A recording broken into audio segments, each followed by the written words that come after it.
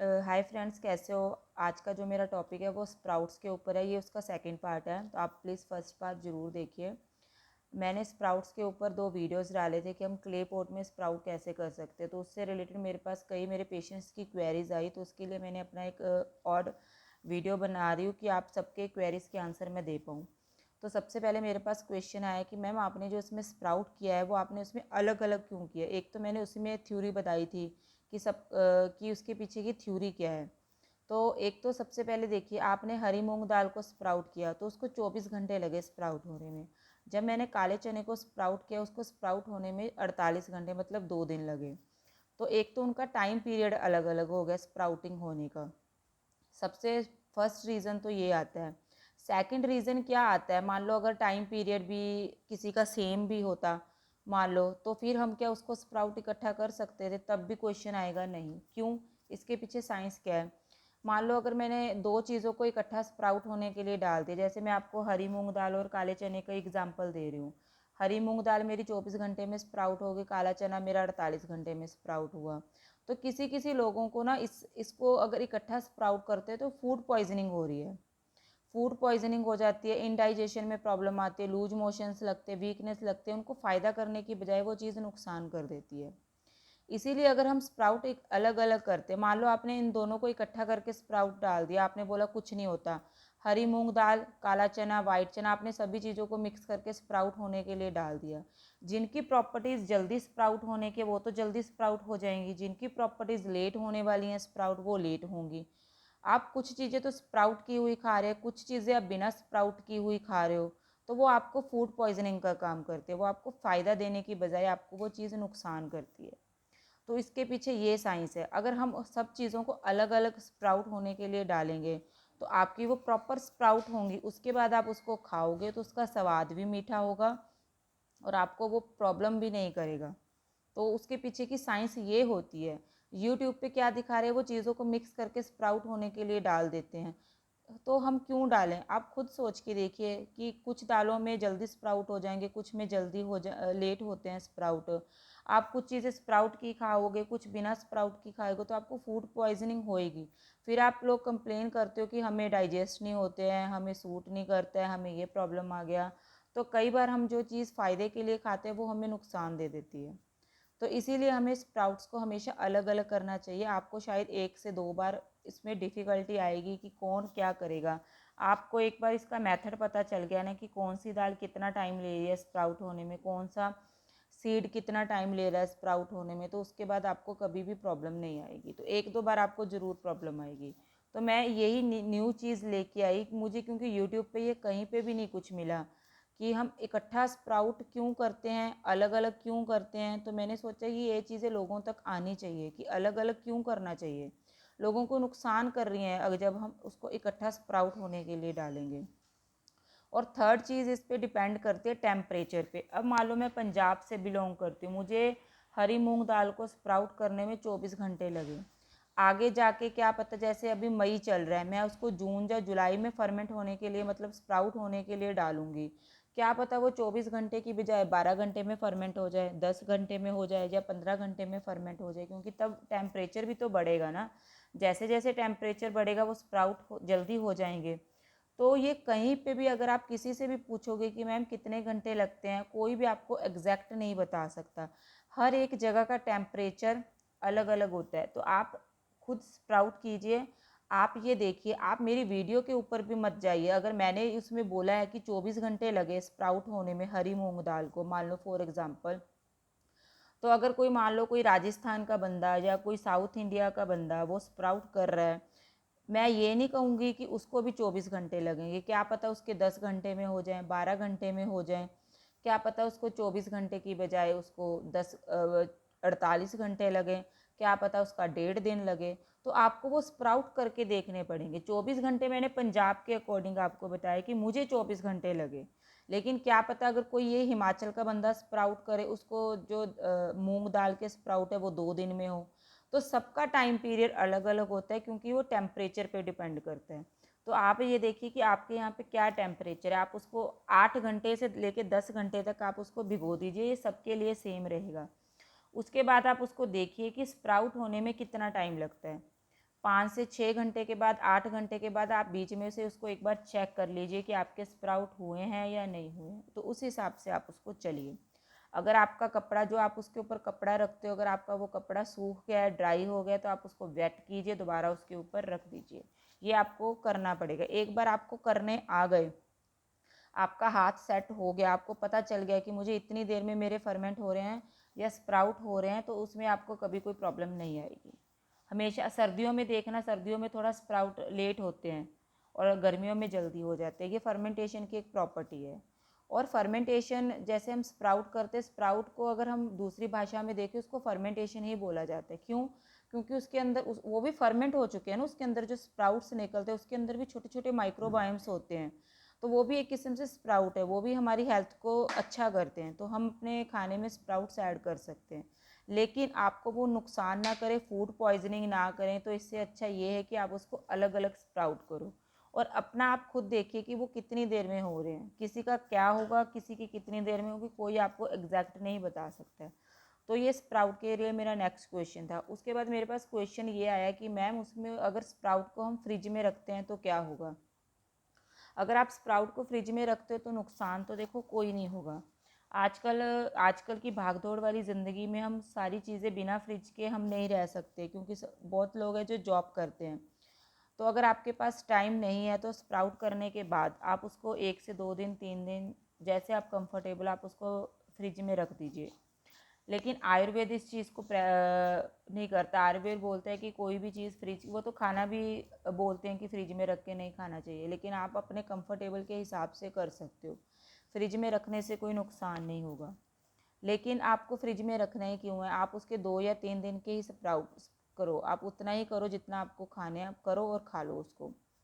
और अगर फ्रिज में फिर भी आपको रखना है तो आप उसको रख सकते हो, कोई नुकसान वाली ऐसी बात नहीं है। उसके बाद मेरे पास एक नेक्स्ट क्वेश्चन आया कि मैम, उसमें से जो हम स्प्राउट करते हैं कितने इंच का होना चाहिए? तो आप आधे इंच से लेके 1.5 इंच तक, ज़्यादा से ज़्यादा 2 इंच, इससे ज़्यादा नहीं। आधा इंच से लेके 2 इंच तक आप उसका स्प्राउट कीजिए, आप उसको यूज़ कीजिए, आप उसको खाइए। बहुत लोग क्या करते हैं, बहुत लंबे लंबे स्प्राउट करते हैं। तो ये नहीं बता सकते हम कि वो आपको नुकसान करेंगे या फ़ायदा। कई बार उसमें ऐसे माइक्रोबाइम पैदा हो जाते हैं जो हमें चाहिए नहीं होती। अगर हम साइंस के पीछे जाएंगे तो उसमें बहुत केमिकल्स पैदा हो जाते हैं, तो कई बार हमें वो नुकसान करते हैं, फूड पॉइजनिंग कर देते हैं। और ना वो इजी टू डाइजेस्ट नहीं होते हैं, वो आपको हैवी टू डाइजेस्ट हो जाते हैं। तो मैं तो ये प्रेफर नहीं करती हूँ।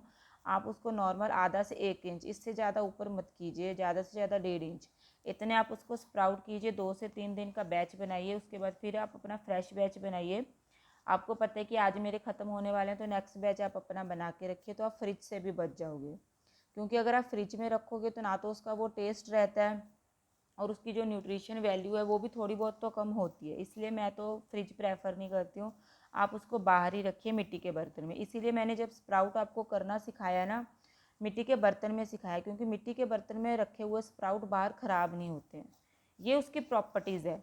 क्यों? क्योंकि मिट्टी का बर्तन उसको ठंडा रखता है, ठीक है, उसका टेम्परेचर सेट करके रखता है। तो मिट्टी के बर्तन वाले स्प्राउट बाहर ख़राब नहीं होते हैं।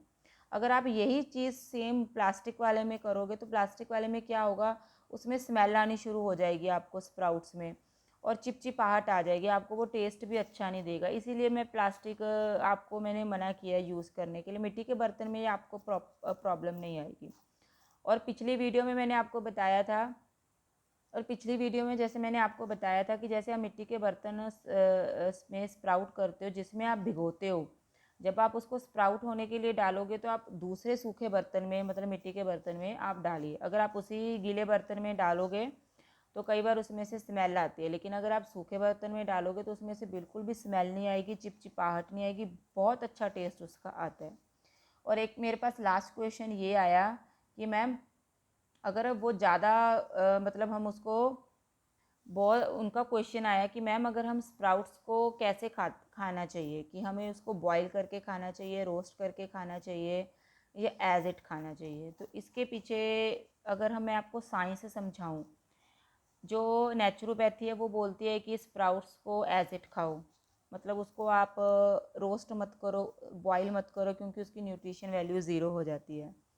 लेकिन अगर हम आयुर्वेद के हिसाब से देखें, आयुर्वेद बोलता है कि ये हैवी होते हैं डाइजेस्ट होने में, तो आप इसको हल्का सा घी या ऑयल में रोस्ट करके खाओ या स्टीम करके खाओ, तो ये आपको डाइजेस्ट होने में बहुत हेल्प करते हैं, ये बहुत ईजी हो जाते हैं पचने में। तो दो चीज़ें हो गई हमारे पास, नेचुरोपैथी की अलग होगी, आयुर्वेद की चीज़ अलग होगी। तो अब हम क्या करें, हम तो कंफ्यूज हो गए कि हमें क्या क्या करना चाहिए। हमें रॉ खाना चाहिए या हमें उसको रोस्ट करके खाना चाहिए या स्टीम करके खाना चाहिए। तो हम उसका एक बीच का मेथड निकाल सकते हैं। तो उसके लिए मैंने क्या किया, मैंने एक बीच का मेथड निकाला। हम क्या करते हैं, आपको जिसको मतलब स्प्राउट खाने में कोई दिक्कत नहीं आती है रॉ खाने में, तो आप उसको बोलिए आप रॉ खाइए स्प्राउट्स। तो उनको कोई प्रॉब्लम नहीं आ रहा है तो उनको रॉ खाने दीजिए, पहली प्रॉब्लम सॉल्व हो गई। अब आगे दूसरे टाइप के पेशेंट जिनको प्रॉब्लम आती है, जिनको स्प्राउट डाइजेस्ट नहीं होते हैं, तो सेकंड मेथड आप क्या कर सकते हो, जैसे मैंने आपको बताया कि आप हरी मूंग दाल से स्टार्ट करो, चाहे तो आप वो ट्राई करो, जैसे मैंने उसमें बताया कि डे बाय आप उसको इंक्रीज करते रहो। सेकंड ऑप्शन ये है। थर्ड ऑप्शन आपके पास क्या, अगर फिर भी आपको वो डाइजेस्ट नहीं हो पा रहे हैं स्प्राउट्स, इतना करने के बाद भी हमें खाने तो है ना, क्योंकि हमें बॉडी को न्यूट्रिशन चाहिए, हमें खाने भी ज़रूर है, लेकिन हमें डाइजेस्ट भी नहीं हो रहे हैं, तो हम क्या करेंगे। तो आप क्या कीजिए, आप उसको रोस्ट कर लीजिए किसी भी घी में। अगर आपके पास शुद्ध गाय का देसी घी है, आधा से 1 चम्मच आप घी डालिए, उसके अंदर हल्का सा रोस्ट कीजिए फॉर 2 to 3 मिनट्स। आप उसको स्टीम कर दीजिए, ढक दीजिए, उसके अंदर हल्का सा सोटे कीजिए। सोटे करने के बाद आप उसको ढक दीजिए फॉर 3 मिनट्स, उससे ज़्यादा नहीं, 2 या 3 मिनट के लिए आप उसको सिर्फ स्टीम कर दीजिए। तो ये आपके स्टीम और रोस्ट दोनों हो गए। तो ये क्या होगा, ये इजी टू डाइजेस्ट हो जाएगा, जो आयुर्वेद बोलता है। तो आप ऐसे करके खा सकते हो। ये हमारा थर्ड मेथड आ गया। अब बहुत ऐसे पेशेंट्स होंगे जो शायद ये मेरी वीडियो सुनने के बाद जिनके माइंड में ये क्वेश्चन आएगा कि मैम अगर हम उसको रोस्ट करके खा रहे हैं या हम उसको स्टीम करके खा रहे हैं, तो उसकी जो न्यूट्रिशन वैल्यू है वो तो ज़ीरो हो जाएगी, या आधी हो जाएगी, या कम हो जाएगी। आपके मन में ज़रूर क्वेश्चन आया होगा। लेकिन अगर आपने मेरी वीडियोस पहले वाली ध्यान से सुनी होगी, तो आपके मन में इसका आंसर भी, आप बहुत लोगों के आपके दिमाग में होगा कि इसका आंसर क्या हो सकता है। ये मेरी पीछे वाली वीडियो में इसका आंसर छिपा है। मैंने आपको जो स्प्राउट करना सिखाया, मैंने आपको किस बर्तन में सिखाया, मिट्टी के बर्तन में स्प्राउट करना सिखाया है ना। तो मिट्टी के बर्तन में ही आप उसको रोस्ट करो, थोड़ा सा घी डालो उसके अंदर, रोस्ट करो, उसी के अंदर आप उसको स्टीम कर लो। तो उससे होगा क्या, आपका वो भी जो प्रॉब्लम आ रहा था कि उसकी जो न्यूट्रिशन वैल्यू है कहीं वो ज़ीरो ना हो जाए, कहीं वो आधी ना हो जाए, वो भी आपकी प्रॉब्लम सॉल्व हो गई। कैसे हुई, आयुर्वेद बोलता है कि आप मिट्टी के बर्तन में खाना कुक करो, उसमें खाना कुक करने से जो उसकी न्यूट्रिशन वैल्यू है वो 100% रहती है। तो निकाल लिया ना हमने बीच का रास्ता। हमने उसको रॉ भी खा लिया, जिसको वो रॉ डाइजेस्ट हो रहा है वो रॉ खा लीजिए, जिसको वो नहीं हो रहे हैं उसने उसको रोस्ट करके और स्टीम करके भी खा लिया। और उसकी जो न्यूट्रिशन वैल्यू है वो भी हमने उसकी 100% रखी। कैसे रखी, मिट्टी के बर्तन में। अगर आप ये सेम काम आप स्टील के बर्तन में करते तो वो वहाँ पे 50% रह जाती, 40 to 50% रह जाती। अगर आप ये काम किसी और एल्युमिनियम बर्तन में करते तो उसकी न्यूट्रिशन वैल्यू ज़ीरो हो जाती। कहने को तो आप स्प्राउट खा रहे हो, चाहे आप स्टीम करके खा रहे हो, चाहे आप उसको रोस्ट करके खा रहे हो, लेकिन वैल्यू तो उसकी ज़ीरो हो गई। लेकिन हमने मिट्टी के बर्तन में क्यों किया, पहले हमने जब उसको स्प्राउट किया तब भी हमने उसकी जो वैल्यू थी 100% मेंटेन रखी। उसके बाद जब जिस किसी को डाइजेस्ट नहीं हो रहे हमने उसको खिलाया, उसकी भी वैल्यू हमने मेंटेन रखी। तो हमने बीच का रास्ता निकाल लिया। तो हमने ना तो आयुर्वेद के बारे में सुना, ना हमने नेचुरोपैथी के बारे में सुना। तो आपकी बॉडी आपका डॉक्टर खुद है। आप ये देखिए कि अगर कोई दो जने हैं, ये ना देखिए कि एक जना स्प्राउट्स को रॉ खा रहा है तो दूसरा भी रॉ खाए। अगर आपकी बॉडी आपको अलाउ कर रही है कि आपको वो डाइजेस्ट हो रहे हैं रॉ फॉर्म में, तो सबसे बेस्ट ऑप्शन है आप उसको रॉ खाइए। अगर आपको वो रॉ डाइजेस्ट नहीं हो रहे हैं तो आप उसको मिट्टी के बर्तन में स्टीम करके खाइए, तो उसकी जो न्यूट्रिशन वैल्यू है वो 100% रहेगी। तो आपकी ये प्रॉब्लम भी सॉल्व हो गई। तो जो लोग रॉ खा खा के इतने दिनों से बोर हो चुके हैं, जो कुछ अलग टेस्ट चाहते हैं, तो थोड़े दिन आप मिट्टी के बर्तन में उसको स्टीम करके या रोस्ट करके खाइए, तो उसकी न्यूट्रिशन वैल्यू भी आपको मिलेगी। मैं तो यही कहती हूँ कि जितना भी खाना होता है आप सारे मिट्टी के बर्तन में ही बना के खाइए, तो आपको उसकी न्यूट्रिशन वैल्यू 100% मिलेगी। अगर किसी के पास मिट्टी का बर्तन अवेलेबल नहीं है तो आप कॉपर का बर्तन भी यूज़ कर सकते हो। तो उसमें भी आई थिंक न्यूट्रिशन वैल्यू 97-96 के आसपास रह जाती है, तो 3% ही लॉस होती है। तो आप वो भी यूज़ कर सकते हो। तो ये आपके ऊपर है। तो आपका जो मैंने क्वेरी था कि मैम उसको स्टीम करने से उसकी न्यूट्रिशन वैल्यू ज़ीरो तो नहीं हो जाएगी, क्या होगा? तो ये 4-5 मेरे पास एक क्वेश्चन आए थे जिसका मैंने आपको आंसर किया। बाकी जो भी और स्प्राउट से रिलेटेड मेरे पास क्वेरी आती जाएंगी, मैं उसके आंसर्स करती जाऊंगी। तो डेफिनेटली मैं आपको आंसर करूंगी। आप मेरे चैनल को लाइक और सब्सक्राइब करो, और स्प्राउट्स आप खा के देखिए कि आपको कैसा रिज़ल्ट मिलता है, कैसा नहीं मिलता है। बस आपको हमेशा एक मुट्ठी खानी है, जितने भी आपके एक मुट्ठी में आएंगे उतना प्रोटीन आपको ज़रूरत होती है। Thank you.